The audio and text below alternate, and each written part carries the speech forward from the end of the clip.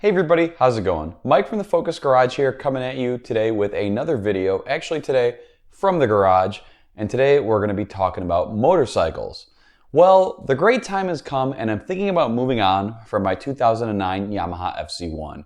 I've owned this motorcycle for just around 2 years now. I've done all sorts of riding on it. I've done, kind of exciting curvy road riding. I've done extended road trips on this bike. I've even done an iron butt ride on this motorcycle, the Saddle Sore 1000, which is 1,000 miles in 24 hours or less. So I've done a ton of different things on this bike. I have not done a track day. I wouldn't say it's the most track-suited motorcycle to do something like that, but you guys know I have vehicular ADD, whether it's with cars or motorcycles. I'm always looking to try something else. I've had this bike for just about 2 years now, and I've put about 7,000 or 8,000 miles on it, and it being a Yamaha, it has been spectacular reliability-wise. It has been trouble-free, and I mean that in every single sense of the word. I've done nothing but normal maintenance on this bike. All I've done is oil changes and tires. I've obviously monitored the brake fluid and the coolant to make sure everything is good there. But the bike has never done anything weird at all. It has never left me stranded. It's never had any kind of leaks or anything like that. And it really, truly is just a testament to the reliability of a lot of these Japanese motorcycles. With that being said, I'm looking to torture myself a little bit here. Now, what I really like about this bike is kind of its blend between sport and touring. I do like that it's not something gigantic like a Yamaha FJR 1300, where, this bike is more, like a touring bike versus a sport bike, whereas this bike is pretty much, a more naked R1 of the time. Yes, it's got a higher bar on it. It's got no fairings or anything like that, so you don't have the same aerodynamics or the same higher top speeds or anything like that.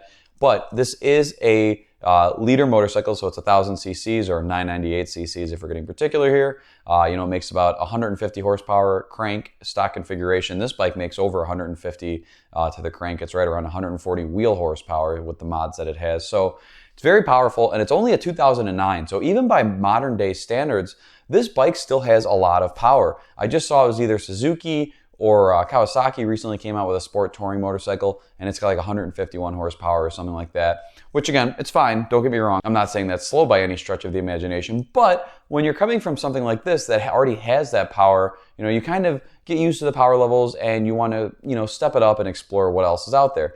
Now, I'm not an advocate for saying, you should be doing highway pulls to, well over the legal speed limit. I'm not saying that you need 150 horsepower in a motorcycle or anything like that. But I like to consider myself a little bit of an adrenaline junkie, and horsepower and speed is something that's important to me when I'm considering my next motorcycle.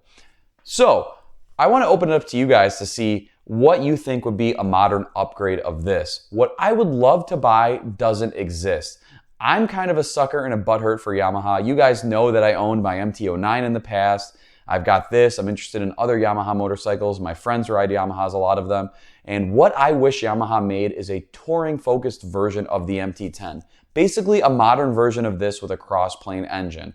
The MT10 is great, but it's a little bit long in the tooth, and it's essentially the same bike that it was when it came out in 2014 or 15, whatever it was, as the FZ10. When it became the MT10, they added a quick shifter, and I think they revised the suspension a little bit, but the looks have been the same, and overall, the motorcycle has been the same. I'm not the biggest fan of the way that the MT10 looks. I think it's a little too alien and insect looking for me. I would love to see the MT09 get the same looks treatment that the Tracer got. I think the new Tracer is a very attractive looking motorcycle, and I would love to see something like that on the MT10. With that being said, I would love to see Yamaha basically create a Tracer 1000 or a Tracer 1. Basically a sport touring motorcycle just like the Tracer with kind of OEM quick detach saddlebags, but with a MT10, cross-plane crank derived, 1000 cc engine. I love the sound that cross-plane engine makes. I love the way the power that it makes it, the torque. You can have obviously a modern bike with modern electronics like ABS, traction control, ride modes, cruise control, all that stuff there, and just wrap it all up into this kind of semi-fared adjustable windscreen sport touring package. I feel there's a market for that, especially with other OEM motorcycle manufacturers coming out with 1000cc sport touring bikes.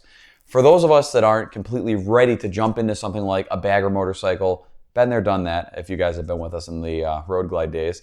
But for those of us who aren't willing to jump into a full bagger or a full sport touring motorcycle, something where, it's like a BMW K1600, a Goldwing, an FJR. Those bikes are great, don't get me wrong, and I understand that if you're trying to absolutely stack the miles, those are great bikes, but I'm looking for something that's a little bit more nimble around town, more nimble at low speeds, and that's going to handle just a little bit better in the twisty stuff. So since, the ideal bike that I want doesn't exist, and no, I'm not going to buy an MT10, slap a tall windscreen and some bags on it. I don't love the look of it, and I'm interested to see in November of this year when a lot of new motorcycle manufacturers release their new bikes, if they do come out with something. But what I'm really interested in right now is the 2021 Aprilia Tuono V4. So the standard V4, now they have basically the V4 and then the V4S or V4 Factory. And the difference between the two is pretty much the upper end one gets not really passenger accommodations, it's a more sleek tail section and it gets electronic suspension. Whereas the base one has a more pillion-friendly rear seat, it's got better passenger peg accommodations, and it's got a little bit different of a front fairing with more wind protection and OEM attachments for quick release luggage, which is pretty neat. It's asymmetrical because of the exhaust on the one side. Whatever, that's neither here nor there. But what's got me interested about that bike is that it is kind of my ideal sport touring bike, sans reliability. Aprilia is an Italian motorcycle. I've heard they're not as bad as Ducati, but I think that might be just because they don't sell as many as Ducati. But that V4 that they've gotten, they use, it's been around for a very long time. So kind of want to play around with that, see what happens. But what's appealing to me about the Aprilia Tuono V4 is the V4 itself. The noise that these V4 motors make are absolutely insane. They have kind of that low-end growl similar like the Yamaha crossplane engines and that the top-end scream that just sounds absolutely insane. The bike makes 170 crank horsepower. You can modify them with a different tune, an exhaust, some intake mods, things like that, and make close to that wheel horsepower. So it is a bump in power from something like this FZ1 here. And then also on top of that, you do get all of the modern electronics that this bike has none of. The biggest downside of this FZ1 is that it's old and of no fault to the bike of itself, it doesn't have any modern electronics. There's no cruise control, there's no ABS, there's no traction control. Ride modes I don't care about, but traction control and ABS would be really nice to kind of save your bacon in the instances that you would need it. This Aprilia has cruise control, it has wheelie control, it has different ride modes, it has ABS, it has traction control. It's got an IMU in it, so it's got lean sensitive ABS and traction control. It is a very, very electronically advanced motorcycle. It's essentially a RSV4 with a higher bar and some of the fairings removed. Now I know the new RSV4 is up to like over 200 horsepower, so this is the older V4 that's been around since 2013 or 2014. But that should speak well to reliability. That is the number one bike that kind of has my attention.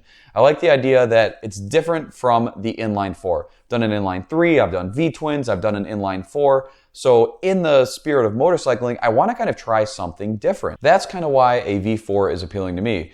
I've looked at the Ducati Street Fighter.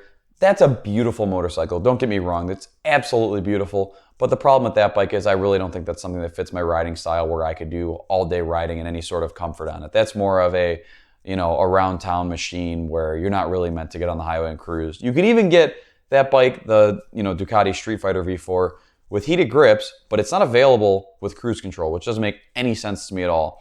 And while we're speaking of Ducatis, I've also looked at the Multistrada. I think that's one of the neatest bikes that exist right now because it's a little bit of everything. You can do sporty stuff with it. You could do touring stuff with it. You could do some light off-roading with it. It's got all of the modern electronics you could think of and more. That bike has blind spot monitoring, adaptive cruise control, stuff that's not really seen on motorcycles at this time.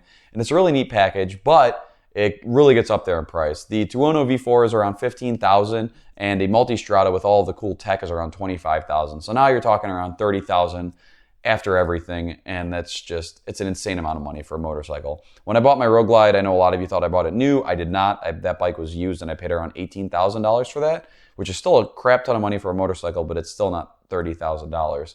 So I do kind of like the price point of the Tuono. It's in that hyper naked category. So it's a little more extreme than like an MT10, but it competes with like the BMW S1000 Single R, the Super Duke 1290s, things like that. So what I really want to know is kind of what is a logical replacement for this FZ1? I've kind of racked my brain about it in and out, and I'm just not sure where I want to end up. This bike has been so good to me that I'm kind of, like apprehensive of thinking of leaving it just because it's so good at everything, Like this is a bike that I can comfortably ride all day and have no issues with. You know, it's a bike that can keep up with and beat most modern motorcycles, unless you're talking about super sports or something like that. It revs high, it's reliable, it still looks good. You know, aside from it not having like projector headlights, you know, it's got reflectors, but I've got LEDs swapped into there. I still think it's a modern looking motorcycle. This FZ1 really set the pace for modern, you know, sport naked bikes and sport touring bikes. I think it's an awesome machine, and it's just one of those things to where there's so many different bikes out there, and I want to try them all. So I kind of want to, you know, go out, branch out, and get something different. So with kind of my little speech and rant here, what should we replace the FZ1 with? You know, I like hearing from you guys in the comments. I'm thinking Aprilia Tuono V4, maybe a multi-strada if I can find like a leftover 21 for cheap or a slightly used 21. I would love to get the Street Fighter V4S, but again, that's a $25,000 bike for a naked bike. You know, at that point, you may as well buy a Panigale. And if I'm looking at the Tuono, should I go for the more sporty version, which has the electronic suspension, but then you lose some of the wind protection, you lose the luggage, and you lose the passenger accommodations. Passenger accommodations aren't really important to me, but again, it's just something that you kind of look at when you're cross-shopping these bikes here. There's a lot out there. I don't want to get another straight-up inline 4 hyper naked or super naked bike. The only exception to that would be a Yamaha crossplane bike, because the crossplane is a little bit different from your standard inline 4. You know, you get a lot of that low-end torque, whereas traditional inline 4s that you'd find like in a Honda or a BMW typically lack some of that low-end torque there. I'm all over the place. Nothing's for sure yet. This is something that I'd probably like to have settled, done with, and ready to rip by next spring. So drop it in the comments down below what you think would be interesting for me to ride. I'm looking to maybe do something too that you don't see a lot of YouTubers on. So, you know, Yamahas are very, very well covered on YouTube. That's why I think the Aprilia could be an interesting take on what somebody like me who's owned Harleys and Yamahas would think of an Italian motorcycle. You know, the spaghetti, the pasta. We're really looking for the marinara monster here. But that's going to wrap it up for this one. Definitely drop it in the comments down below what you guys think I should get, or should I just hold on to the FZ1, you know, because it's an affordable bike, it's reliable, it's paid off, it's good to rip. This is Mike from the Focus Garage signing off, and I'll catch you guys in the next video.